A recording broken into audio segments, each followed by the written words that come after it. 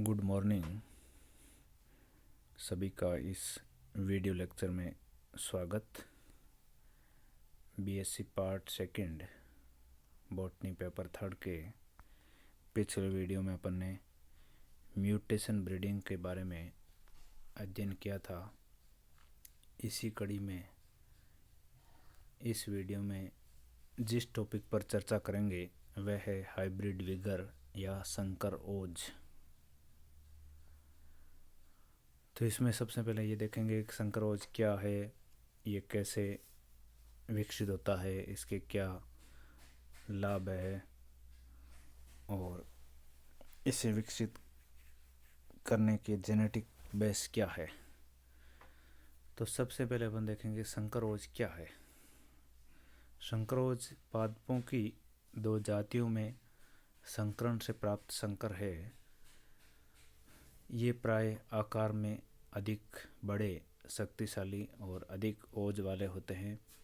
संकर पादपों के इस गुण को संकर ओज कहते हैं, अर्थात संकर पादपों को अपने जनकों से जो श्रेष्ठता होती है उसी श्रेष्ठता का नाम है संकर ओज या हेट्रोसिस। हेट्रोसिस शब्द जो है जिस वैज्ञानिक के द्वारा सबसे पहले दिया गया वो थे डॉक्टर जी.एच. सल, जिन्होंने 1909 में हेट्रोसिस शब्द दिया था।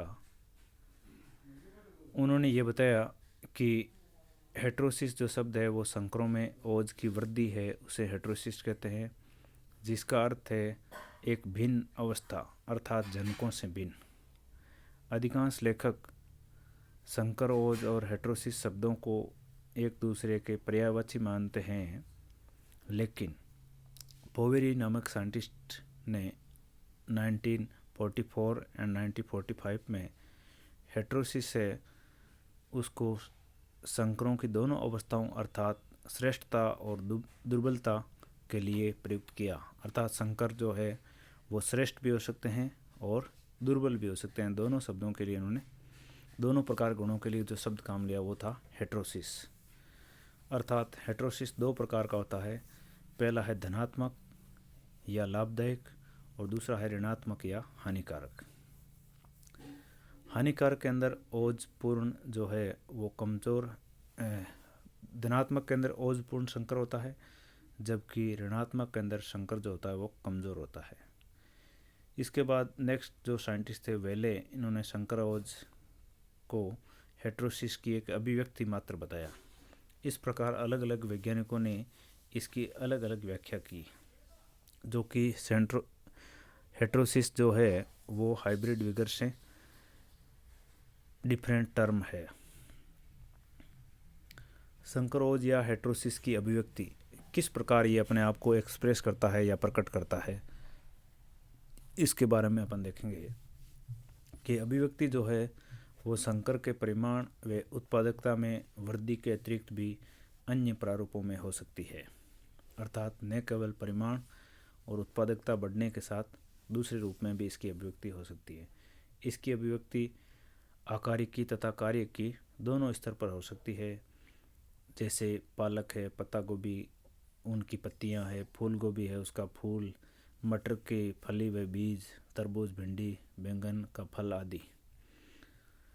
संकर ओज की प्रतिशतता अभिव्यक्ति, इसकी जो प्रतिशतता अभिव्यक्ति है उसका एक सूत्र है, जिसको सूत्र को अपन इस प्रकार एक्सप्रेस करते हैं कि संकर ओज equal to F1 upon P1 plus P2/2 into 100। तो इस सूत्र के द्वारा संकर ओज की प्रतिशत अभिव्यक्ति को कैलकुलेट किया जा सकता है, जिसके अंदर F1 जो है वो संकर है, P1 प्रथम जनक है, P2 द्वितीय जनक है। संकर ओज की अभिव्यक्ति निम्न 3 स्तरों पर हो सकती है। पहला स्तर है परिमाणात्मक स्तर या क्वांटिटेटिव लेवल। परिमाणात्मक स्तर के अंदर ये निम्न गुणों के रूप में परिलक्षित हो सकता है, जैसे उत्पादन में बढ़ोतरी होना, दूधारू पशु है उनके दूध में वृद्धि होना, रेशम कीट के रेशम की मात्रा में वृद्धि होना, पुष्प, शाखा, पत्ती व बीजों की संख्या में वृद्धि।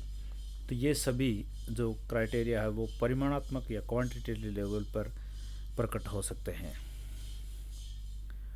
दूसरा इसका अभिव्यक्त होने का स्तर है जैविक स्तर। तो संकरोध से जीव की जैविक क्षमता बढ़ती है, पौधों का जीवन काल लंबा हो जाता है।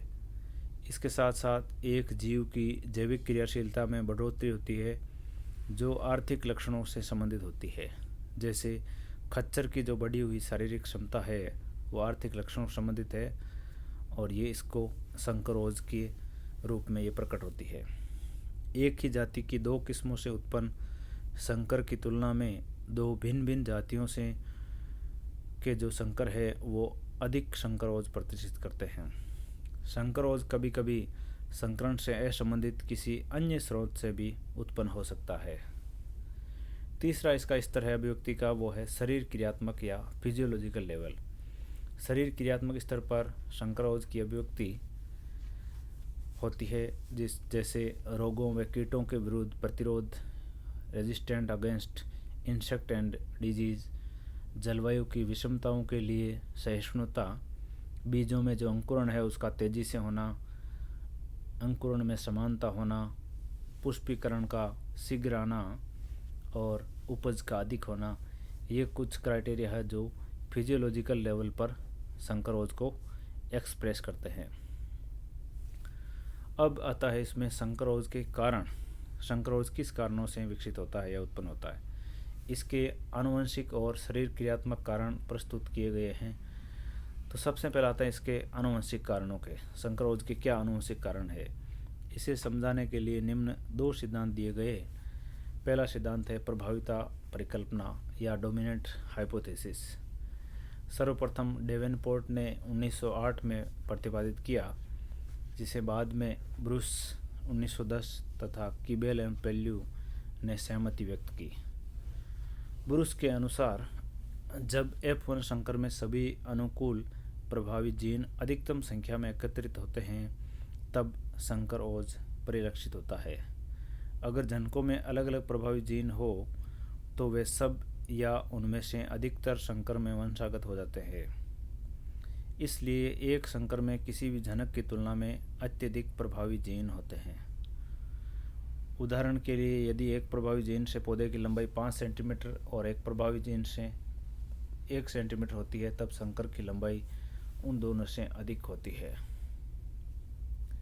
दूसरी परिकल्पना है अति प्रभाविता परिकल्पना, ओवर डोमिनेंट हाइपोथेसिस। ये परिकल्पना सल और ईस्ट ने प्रस्तुत की।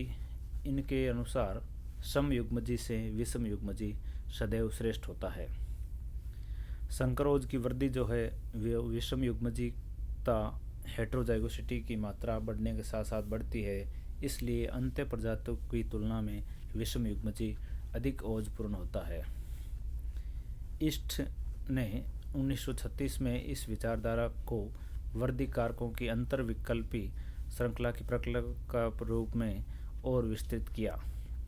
इसके अनुसार A1, A2, A3, A4 आदि बढ़ती हुई अपसारिता वाले युग्म विकल्पी है तो विषम युग्मजी की श्रेष्ठता उसमें भाग ले रहे युग्म विकल्पियों की अपसारिता के साथ साथ बढ़ती है। जैसे A1, A2 अगर दोनों साथ हैं तो उससे अधिक ओज वाला A1, A3 होगा, उससे अधिक ओज वाला A1, A4 होगा। अर्थात जिनके बीच में अपसारिता जो जो बढ़ती जाएगी उसका ओज भी बढ़ता जाएगा। ये प्रदर्शित किया अति प्रभाविता परिकल्पना के द्वारा। संकरोध का शरीर क्रियात्मक कारण, फिजियोलॉजिकल इसका क्या कारण हो सकता है, तो इसमें वृद्ध प्रारंभिक पूंजी या निधि परिकल्पना SB के द्वारा ये प्रस्तुत की गई, जिसमें संकरोध का कारण संकर के प्रारंभिक भ्रूण के आकार का अधिक बड़ा होना है। अर्थात संकरोध भ्रूण के परिमाण में वृद्धि के प्रारंभिक लाभ का ही परिणाम है। कई वैज्ञानिकों ने इस मत से असहमति व्यक्त की। कोशिका द्रव्य केंद्र की अन्योन्य परिकल्पना, ये लेविस और सल व माइकलिस के द्वारा प्रस्तुत की गई। इसके अनुसार कोशिका द्रव्य व केंद्रीय प्रणालियों में अन्योन्य क्रिया के फलस्वरूप संकरोध विकसित होता है। तीसरी है संतुलित उपापचय परिकल्पना, जो कि रॉबिन्स के द्वारा प्रस्तुत की गई। इसके अनुसार संकरोध संतुलित वृद्धि कारकों, विटामिन्स व एंजाइम्स के कारण विकसित होता है। इस प्रकार संकर ओज के फिजियोलॉजिकल रीजन के अंदर 3 अलग अलग परिकल्पनाएं दी गई है। अब आता है संकर ओज की सीमाएं व उपयोगिता। संकर ओज सभी प्रकार की फसलों में व्यापारिक स्तर पर प्रयुक्त होता है, लेकिन इसकी कुछ निम्न सीमाएं हैं। पहला है संकर ओज व स्वपरागित फसलें। स्वपरागित फसलों में हस्त विपुंसन व हस्त परागण क्रियाएं काफ़ी खर्चली है, लेकिन इस कठिनाई को पाल व सिक्का ने विपुंसन की आनुवंशिक व रासायनिक विधियों द्वारा हल कर लिया। दूसरा है संकर ओज व परपरागित फसलें। संकर ओज को परपरागित फसलों में अधिक उपयोग में लिया जाता है, लेकिन इनकी उत्तरोत्तर पीढ़ियों में संकर ओज का निष्पादन समान स्तर पर करना कठिन होता है। इस कठिनाई को हल करने के लिए जनक अंत्य प्रजातों का निष्पादन तथा किसानों को प्रत्येक वर्ष ताज़ा बीज की बुआई की जाती है। संकर ओज व कायिक प्रवृत्ति फसलें। विपुंसन व संकरण कठिनाइयों का इसमें सामना नहीं करना पड़ता। इसमें केवल कायिक उत्परिवर्तन द्वारा ही वांछित लक्षणों का समावेश होता है। संकर ओज की उपलब्धियाँ। कई फसलों के अंदर इसके द्वारा पादप और जंतुओं में संकर ओज का बड़े पैमानों पर उपयोग किया गया है। जैसे पौधों व जंतुओं में संकर ओज का बड़े पैमाने पर उपयोग। इनकी उपलब्धियां पौधों में अधिक स्पष्ट रूप से सिद्ध है। जैसे फसलों में उपलब्धियां, कई ऐसी किस्म है जो संकर ओज की ही देन है। बाजरा की संकर किस्म नंबर 1, ज्वार की CSH नंबर 1, CSH नंबर 2 किस्म, आलू की संकर किस्में, आम की आम्रपाली व मलिका किस्में, मिर्च में चमत्कार किस्म।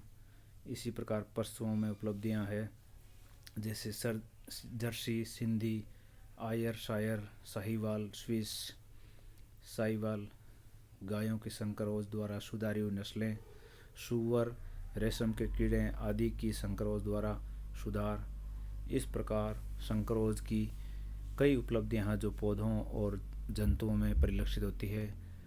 सभी का इस वीडियो लेक्चर में धन्यवाद, शुक्रिया।